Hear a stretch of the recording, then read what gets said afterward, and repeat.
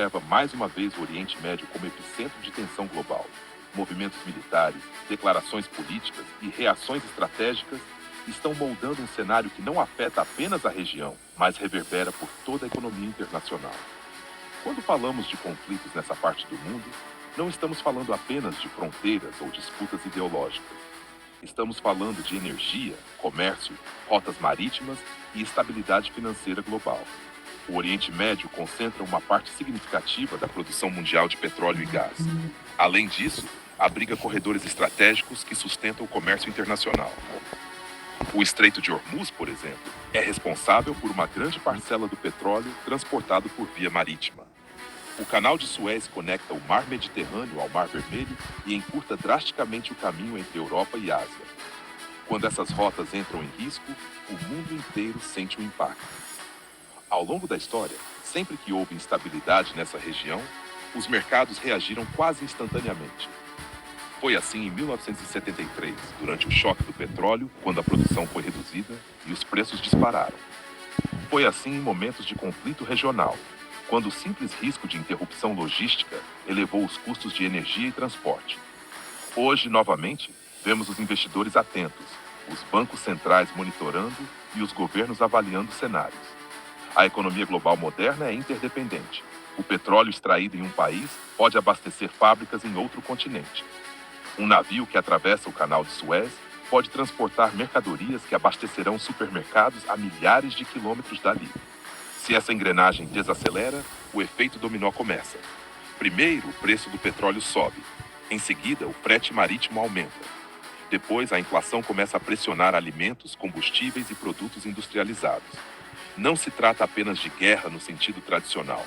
Muitas vezes, a maior consequência não é militar, mas econômica. Mercados operam baseados em expectativa. Se investidores acreditam que há risco nas rotas energéticas, o preço reage antes mesmo de qualquer bloqueio efetivo acontecer. Esse comportamento cria volatilidade, aumenta o custo do crédito e coloca pressão sobre moedas emergentes. Os bancos centrais entram então em cena. Diante de uma possível escalada de preços, autoridades monetárias precisam decidir entre elevar juros para conter inflação ou manter estímulos para evitar desaceleração econômica. Essa decisão não é simples. Juros mais altos podem esfriar a economia. Juros mais baixos podem permitir que a inflação se espalhe. É um equilíbrio delicado. Além disso, cadeias de suprimento já vêm enfrentando desafios nos últimos anos.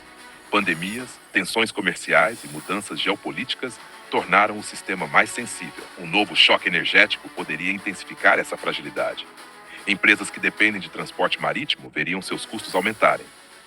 Países importadores de energia enfrentariam pressão fiscal. Consumidores perceberiam o impacto no dia a dia. Quando analisamos o cenário atual, é fundamental manter perspectiva histórica. Grandes potências sempre buscaram proteger rotas estratégicas. A presença naval em regiões críticas não é novidade. O objetivo declarado quase sempre é garantir liberdade de navegação e estabilidade comercial. Entretanto, quanto maior a concentração militar, maior também a tensão diplomática. É importante também separar fatos de especulações. Em momentos de crise, desinformação se espalha rapidamente. Vídeos antigos reaparecem como se fossem atuais. Narrativas sensacionalistas ganham espaço. Por isso, a análise precisa ser baseada em dados confirmados, declarações oficiais e contexto histórico. A responsabilidade de quem comunica é manter equilíbrio. Se olharmos para o mercado de energia, vemos que pequenas interrupções já foram suficientes no passado para provocar oscilações relevantes. Isso acontece porque a oferta global opera muitas vezes próxima do limite da demanda. Qualquer incerteza adiciona prêmio de risco ao preço. Esse prêmio afeta transporte, indústria e até agricultura, que depende de combustíveis e fertilizantes. Outro ponto central é o comércio marítimo. Cerca de 80% do comércio internacional em volume passa por rotas marítimas. Portos estratégicos e canais são artérias da economia global. Se uma dessas artérias é ameaçada, mesmo que temporariamente, a logística precisa ser redirecionada. Rotas alternativas costumam ser mais longas e mais caras. O tempo de entrega aumenta, o custo final também. Ao mesmo tempo, mercados financeiros funcionam como termômetros. Bolsas reagem a manchetes. Investidores buscam ativos considerados mais seguros. O dólar pode se fortalecer em momentos de tensão. O ouro tende a subir como reserva de valor. Já moedas de países importadores de energia podem sofrer pressão. Esse movimento cria uma redistribuição temporária de capital global. Tudo isso mostra que a geopolítica e a economia são inseparáveis. Não é apenas um conflito regional. É uma equação que envolve energia, transporte, confiança e expectativa. O impacto real dependerá da duração da tensão e da capacidade diplomática das lideranças envolvidas. Se prevalecer a negociação, mercados tendem a se estabilizar. Se houver escalada prolongada, a volatilidade pode se intensificar. Historicamente, crises também geraram adaptações. Após o choque do petróleo nos anos 70, muitos países buscaram diversificar fontes energéticas e criar reservas estratégicas. Tecnologias evoluíram, novas rotas foram exploradas. A economia global aprende e se ajusta. Isso não elimina riscos, mas reduz vulnerabilidades ao longo do tempo. No momento atual, o que observamos é um cenário de vigilância. Governos acompanham movimentações, empresas monitoram custos, investidores analisam dados, consumidores percebem mudanças nos preços. Ainda não se trata de colapso, mas de tensão. E tensão em mercados globais sempre merece atenção. A mensagem central é que rotas energéticas e comerciais são pilares da estabilidade econômica. Quando esses pilares são questionados, o mundo financeiro reage. O impacto pode começar no mercado futuro de petróleo e terminar na prateleira do supermercado. Pode começar com declarações políticas e terminar com ajustes monetários. Por isso, mais do que observar explosões ou imagens dramáticas, é essencial compreender os mecanismos econômicos por trás dos acontecimentos. A verdadeira dimensão de uma crise moderna não está apenas no campo militar, mas na interconexão dos sistemas globais. Energia movimenta navios. Navios movimentam mercadorias. Mercadorias sustentam economias. Economias sustentam sociedades. O mundo atual é uma rede. Quando um ponto dessa rede é pressionado, a vibração se espalha. A grande pergunta não é apenas o que acontece hoje, mas como os sistemas responderão amanhã. A estabilidade depende de diplomacia, estratégia e gestão econômica responsável. E enquanto os mercados observam e os governos calculam, a economia global segue funcionando, sensível, interligada e dependente da fluidez dessas rotas que silenciosamente sustentam o comércio mundial. Quando observamos o cenário atual, também precisamos considerar a dinâmica das alianças globais. Nenhuma grande potência age isoladamente. Cada movimento militar ou diplomático carrega sinais para aliados e adversários. Em um mundo multipolar, decisões regionais rapidamente ganham dimensão internacional. O impacto não se limita ao campo de batalha, mas alcança mercados financeiros, cadeias industriais e políticas energéticas de longo prazo. Há também um fator psicológico. Mercados reagem não apenas a fatos concretos, mas à percepção de risco. Um pronunciamento, um exercício militar, uma movimentação naval estratégica, tudo isso pode gerar volatilidade antes mesmo de qualquer interrupção real acontecer. Essa antecipação é parte do funcionamento do sistema financeiro moderno. Mercados reagem não apenas a fatos concretos, mas à percepção de risco.